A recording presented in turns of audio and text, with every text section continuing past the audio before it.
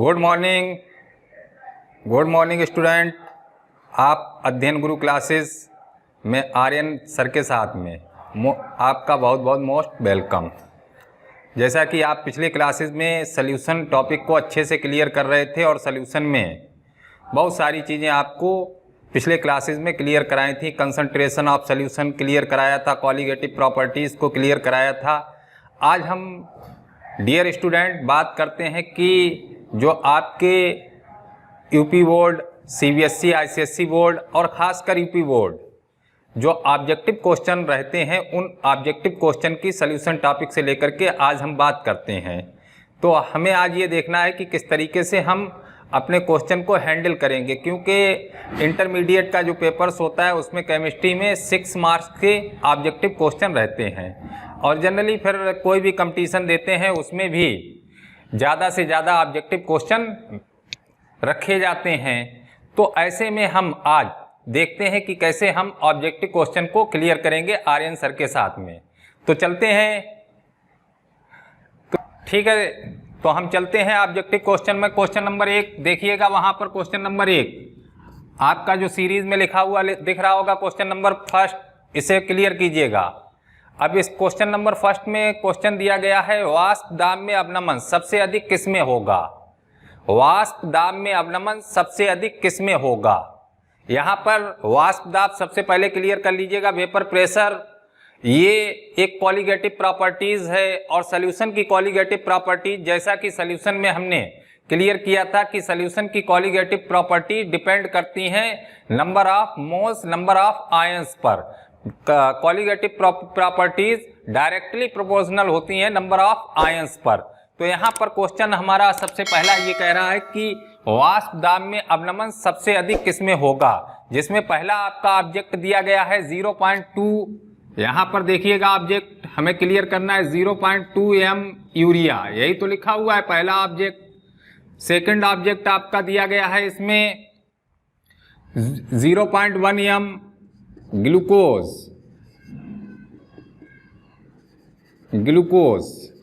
वहां से देखिएगा थर्ड ऑब्जेक्ट यहां पर दिया गया है 0.1 m BaCl2 barium chloride. Fourth option आपको दिया गया है यहां पर 0.1 m MgSO4।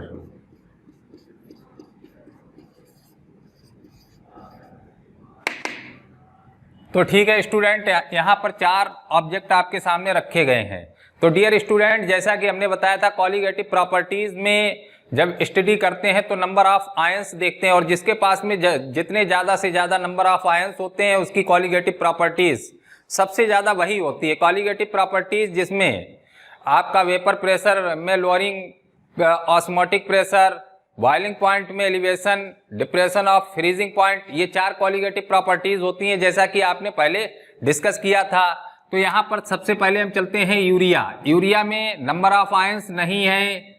ग्लूकोज में नंबर ऑफ आयंस नहीं है। अब 2 ऑब्जेक्ट आपके सामने हैं, देख लीजिएगा 0.1 m BaCl2, 0.1 m MgSO4।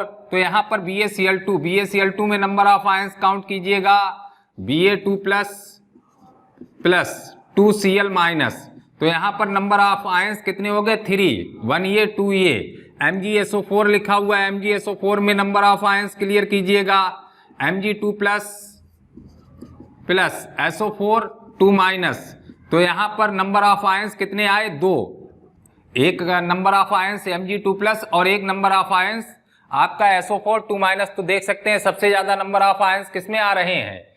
BaCl2 में। तो थर्ड ऑब्जेक्ट आपका राइट। तो पहला आंसर क्या रहेगा? Third object 0.1 m BaCl2। Second question में चलते हैं, क्वेश्चन नंबर 2। सेकंड क्वेश्चन आपका क्या कह रहा है देख लीजिएगा। सेकंड क्वेश्चन में यहां पर बताया गया है कि किसमें सॉल्यूशन की कॉलिगेटिव प्रॉपर्टीज नहीं है। सॉल्यूशन की कॉलिगेटिव प्रॉपर्टीज कितनी होती हैं? 4 colligative properties. Lowering in vapour pressure, second osmotic pressure, elevation of BP boiling point, depression of FP freezing point. यहाँ पर आपका दिया गया है प्रासरण दाब, osmotic pressure. Dear student, osmotic pressure colligative properties होती है इसके बाद में बी पॉइंट इसका दिया गया है पृष्ठ तनाव, जिसे कहते हैं surface tension. Surface tension colligative properties है या नहीं? अभी 4 नाम हमने जो क्लियर किए हैं उसमें सरफेस टेंशन के बारे में बात की या नहीं की? नहीं की। तो इसका मतलब है कि कॉलिगेटिव प्रॉपर्टीज वी आंसर इसका क्लियर है। पृष्ठ तनाव, पृष्ठ तनाव, सरफेस टेंशन, सरफेस टेंशन, ये क्या है? कॉलिगेटिव प्रॉपर्टीज नहीं है। तो ये आंसर आपका क्लियर हो जाएगा, राइट। जहां पर आपको ऑब्जेक्ट क्लियर मिल जाए बस वहीं से रुक जाएं। थर्ड क्वेश्चन पर बात करते हैं। थर्ड क्वेश्चन देखिएगा क्या लिखा हुआ है, देखिएगा स्क्रीन पर। थर्ड क्वेश्चन ये कह रहा है कि यूरिया का 0.6 m जलीय विलयन किससे संप्रासारी? संप्रासारी मीन्स समान ऑस्मोटिक प्रेशर, जहां पर इक्वल ऑस्मोटिक प्रेशर होता है आइसोटॉनिक सॉल्यूशन कहलाते हैं। यूरिया का 0.6% सॉल्यूशन है। कितना है? 0.6% यूरिया का सॉल्यूशन है। अब इसे क्लियर करना है। ऑब्जेक्ट इसमें दिए गए हैं। सबसे पहले ऑब्जेक्ट की हम बात करते हैं। पहला ऑब्जेक्ट यहाँ पर लिखा हुआ है 1 m ग्लूकोज। तो यहाँ पर ऑब्जेक्ट की बात करने से पहले डियर स्टूडेंट यूरिया का हम कंसंट्रेशन क्लियर कर लेते हैं, वो ऑस्मोटिक प्रेशर क्लियर कर लेते हैं। ऑस्मोटिक प्रेशर इक्वल टू होता है P इक्वल टू, फार्मूला क्या रहता है? CST, यही तो रहता है। 0.6% यूरिया है, 0.6% यूरिया, 0.6% यूरिया का सबसे पहले ऑस्मोटिक प्रेशर यहाँ पर काउंट करते हैं। तो C यहाँ पर जैसा कि हम लोग क्लियर कर लेते हैं 100 ml में यूरिया कितनी है? 0.6 ग्राम। 100 ml में यूरिया कितनी है?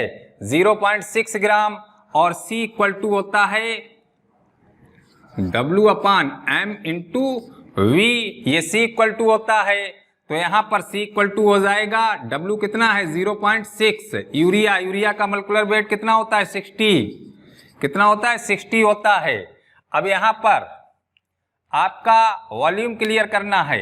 100 ml में है और हमें वॉल्यूम क्लियर करना पड़ता है 1 लीटर, 1 लीटर में। तो जैसा कि हम लोग जानते हैं 100 ml में 0.6 ml, तो 1000 लीटर में कितना हो जाएगा?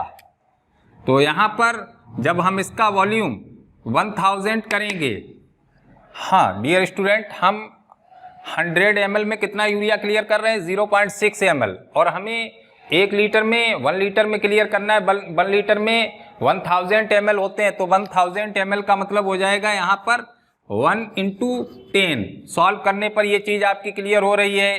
तो यहाँ पर C इक्वल टू हो जाएगा 10 का इसमें मल्टीप्लाई कर देंगे 1/10। कितना हो जाएगा? 1/10। तो इसका ऑस्मोटिक प्रेशर जो आपका क्वेश्चन दिया गया P इक्वल टू 1/10 CST, वो सॉरी ST। अब यहाँ पर पहला ऑब्जेक्ट आपका दिया गया है किसके लिए? ग्लूकोज के लिए। 0.1 m glucose, 0.1 m glucose first object में देख रहे हैं। 0.1 m ग्लूकोज ST, इसके लिए सॉल्व क्या हो जाएगा? P इक्वल टू, देख लीजिएगा यहाँ पर सेम आ रही है बात या नहीं सेम आ रही है? यहाँ पर देख लीजिएगा।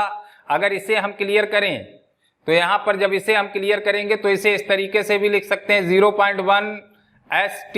देखिएगा यहाँ पर, देखिएगा यहाँ पर, देखिएगा किस तरीके से आ रही है बात, सेम आ रही है।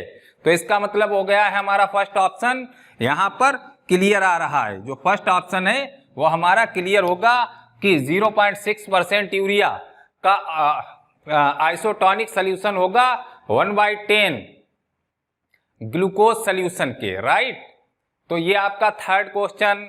इसके बाद में फोर्थ क्वेश्चन पर पहुंचते हैं। Question number 4। फोर्थ क्वेश्चन को क्लियर कीजिएगा। फोर्थ क्वेश्चन देखिएगा क्या लिखा हुआ है। फोर्थ क्वेश्चन में ये कह रहा है कि किसके जलीय विलयन का क्वथनांक सर्वाधिक होगा। क्वथनांक भी कॉलिगेटिव प्रॉपर्टीज है डियर स्टूडेंट। ये डिपेंड करती है किस पर? Number of ions. जिसके पास नंबर ऑफ आयंस सबसे ज्यादा होंगे उसी की कॉलिगेटिव प्रॉपर्टीज सबसे अधिक होगी। पहला ऑब्जेक्ट इसमें क्या दिया गया है? 1%। फर्स्ट ऑब्जेक्ट इसमें दिया गया है 1% ग्लूकोज। ग्लूकोज में यहाँ पर क्लियर कर लीजिएगा, नंबर ऑफ आयंस नहीं होते हैं तो इसकी कॉलिगेटिव प्रॉपर्टीज बहुत कम रहेगी।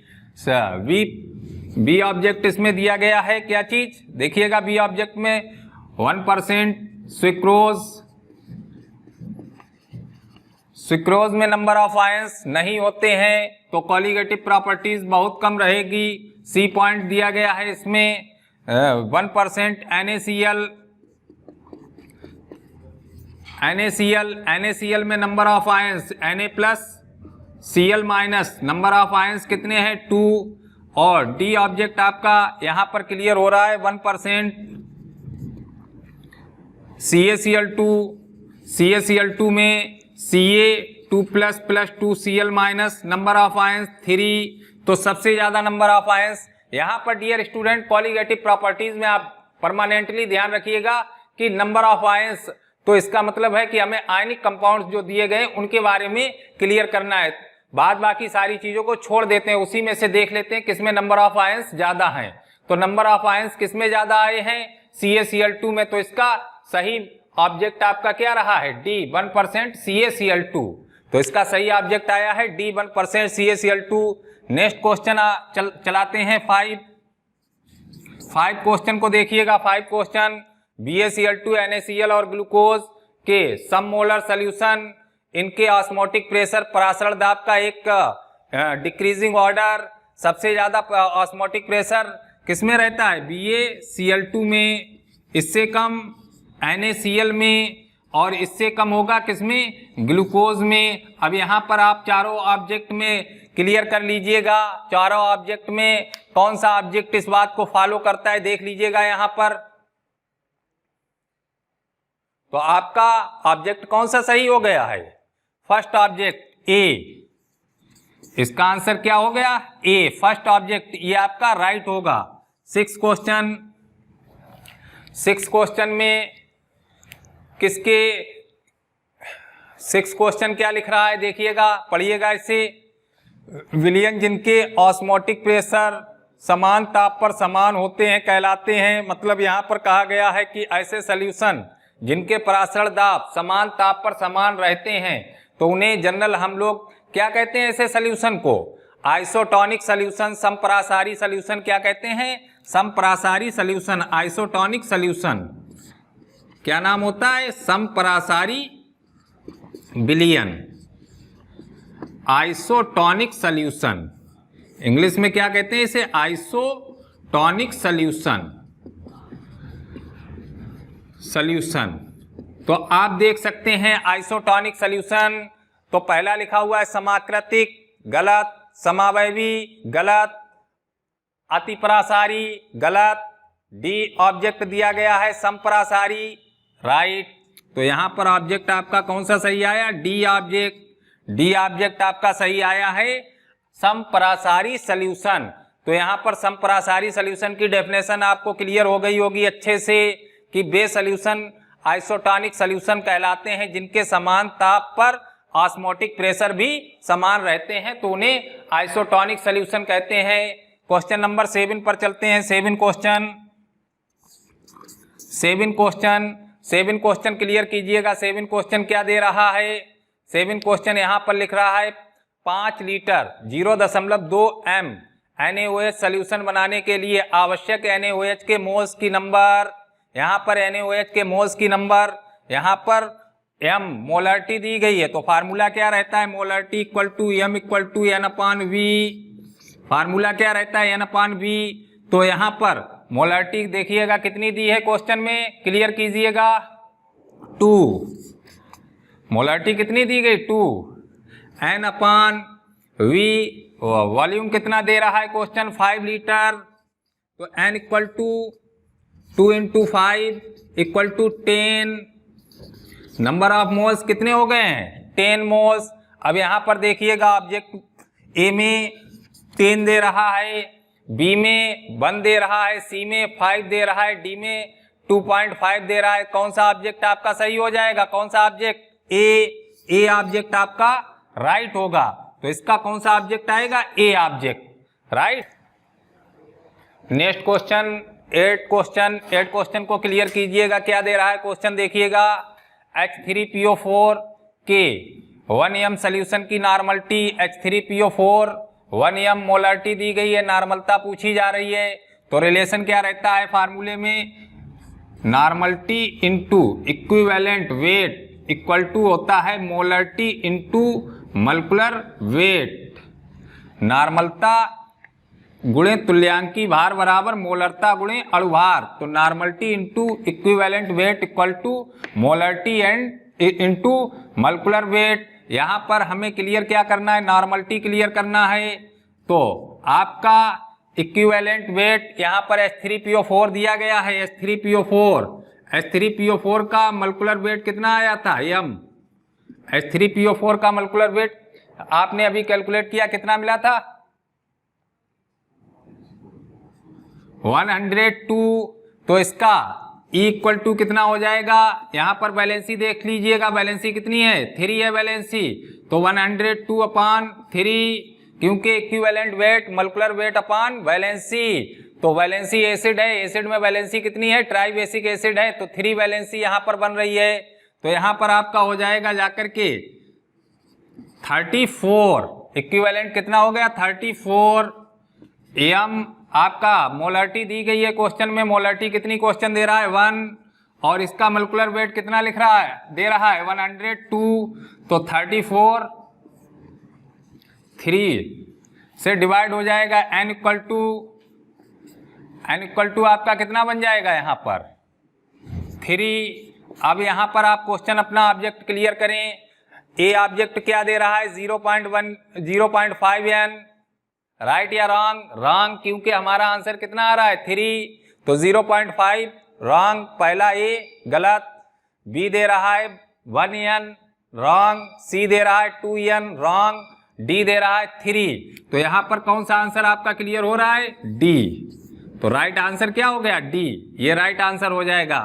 क्वेश्चन 9 क्वेश्चन को क्लियर कीजिएगा। 9 क्वेश्चन यहां पर दे रहा है, निम्नलिखित में से किस विलयन का वाष्प दाब सबसे कम, वाष्प दाब सबसे कम क्लियर कराया जा रहा है, कॉलिगेटिव प्रॉपर्टीज है।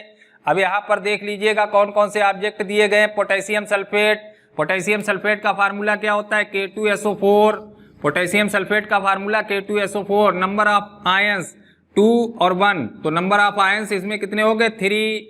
इसके बाद में नेक्स्ट यहाँ पर दिया गया है ऑब्जेक्ट सोडियम क्लोराइड NaCl में number of ions 1 1 2, number of ions 2। इसी के साथ यहाँ पर आगे दे रहा है यूरिया में नंबर ऑफ आयंस 0, ग्लूकोज में नंबर ऑफ आयंस 0। तो यहाँ पर आप देख सकते हैं सबसे ज्यादा नंबर ऑफ आयंस किसमें आ रहे हैं, K2SO4।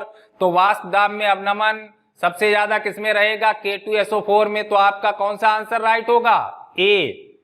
कौन सा आंसर राइट होगा, ए, K2SO4, ये आंसर आपका राइट हो जाएगा। नेक्स्ट 10 क्वेश्चन को सीरीज में देखिएगा क्या लिख रहा है। 10 क्वेश्चन लिख रहा है, निम्न में से जलीय मोलल विलयन में न्यूनतम हिमांक किसका है, freezing point, lowering in freezing point, ये भी कॉलिगेटिव प्रॉपर्टीज है, नंबर ऑफ आयंस पर डिपेंड करती है। तो यहाँ पर भी हम क्लियर कर लेते हैं। ऑब्जेक्ट में नंबर ऑफ आयंस सबसे ज्यादा किसके पास में है, इसमें यहाँ पर आपके क्वेश्चन में दिए गए हैं K2SO4 में नंबर ऑफ आयंस 3। इसके बाद में NaCl में नंबर ऑफ आयंस 2। इसके बाद में यूरिया में नंबर ऑफ आयंस 0। इसके बाद में ग्लूकोज में नंबर ऑफ आयंस 0। तो सबसे ज्यादा नंबर ऑफ आयंस आपके यहाँ पर किसमें क्लियर हो रहे हैं, K2SO4। तो इसका आपका जो 10 क्वेश्चन है, 10 क्वेश्चन का आंसर कौन सा क्लियर हो जाएगा, ए। इसका ऑब्जेक्ट कौन सा क्लियर होगा, ए। तो ए आपका राइट हो जाएगा, यहाँ पर ए राइट हो जाएगा। इसके बाद में 11 क्वेश्चन देखते हैं। 11 क्वेश्चन में क्या कह रहा है, यूरिया के एक जलीय विलयन की मोललता 4.44 मोल किलो है। विलयन में यूरिया का मोल प्रभास पूछ रहा है, मोल फ्रैक्शन यहाँ पर क्लियर करा रहा है। तो यहाँ पर इसकी मोलरिटी को यहाँ पर रिप्रेजेंट किया गया और फार्मूला होता है mole fraction X equal to molarity upon 55.5 plus molarity. अब यहाँ पर देख सकते हैं, यहाँ पर मोल फ्रैक्शन हमें क्लियर करना है। क्या क्लियर करना है? Mole fraction. तो मोल फ्रैक्शन क्लियर करने के लिए मोलरिटी कितनी दे रहा है? 4.44। मोलरिटी कितनी दे रहा है? 4.44 अपान 55.5 प्लस 4.44। अब यहाँ पर इसे कैलकुलेट कर लें। मोल फ्रैक्शन बराबर 4.44 अपान